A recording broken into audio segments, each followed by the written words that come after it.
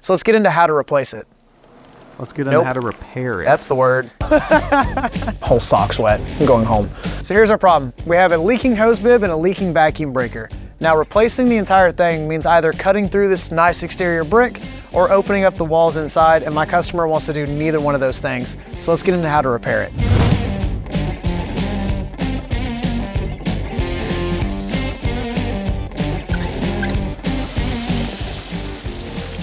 What can cause a gate style hose bib to leak? For repairs can leak from two places, at the stem or below the packing nut. Either way, tightening the packing nut usually fixes that problem. Over time, they come loose, it allows water to escape from under that nut, and they usually just need to be tightened down. As far as repairs go, it's really simple. Now, the other place that a hose bib can leak from is from the body itself. If that's happening, the internal components have gone bad, and you would have to replace them with the exact model of hose bib that you have, and in my personal opinion, at that point, it's time to replace. I'm gonna take my vacuum breaker off. Now, on this one, they have setting screws on them. The head of this one's been sheared off. So if this will not turn easily by hand, don't put a wrench on it. You're gonna, at best, strip the threads off of your hose bib. At worst, you're gonna mess up the pipes in the wall. So if this will not easily remove by hand, you may need to call somebody to get help removing it. So inside the vacuum breaker here, my rubber seal has actually gone bad.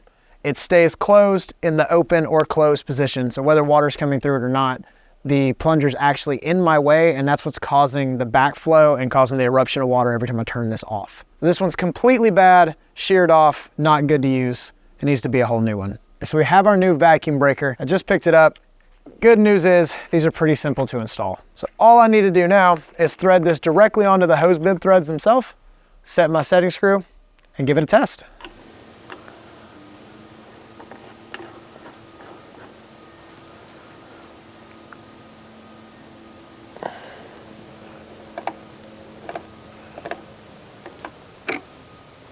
You'll notice that after you tighten the setting screw all the way, the head's going to come off. So again, if you go to take off your old one and it's not easily to turn, you're gonna have to call somebody to get some help. Let's give it a test, see how we did.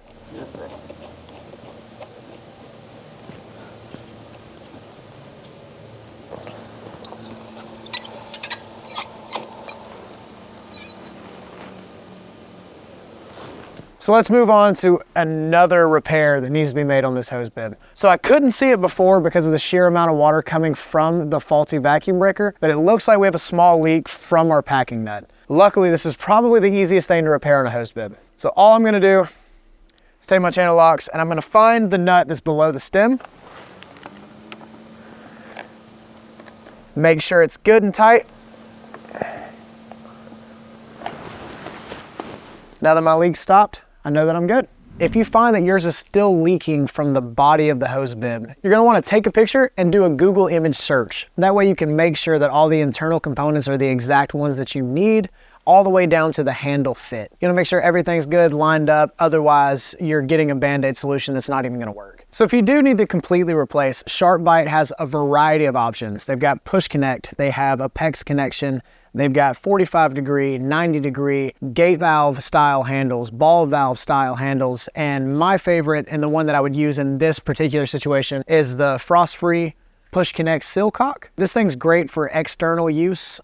It's got a vacuum breaker in the body itself, keeping water out of the hose bib body, so you have less of a chance of a pipe burst when the temperature drops and these things like to freeze. So we had a leaking hose bib and a broken vacuum breaker. We're able to tighten up the packing nut, and as you can see now, it's still holding. I've got no leaks coming out of this thing, so that was a smooth, easy repair. And for the vacuum breaker, that thing was toast. We put on a whole new one. It was a full replace. It went on smooth. We were able to save this customer a lot of money by not breaking through the wall and not have to pull on a drywall crew behind me to close up the walls that I would have to open inside. All in all, a smooth repair. Let's get out of here and get to the next one.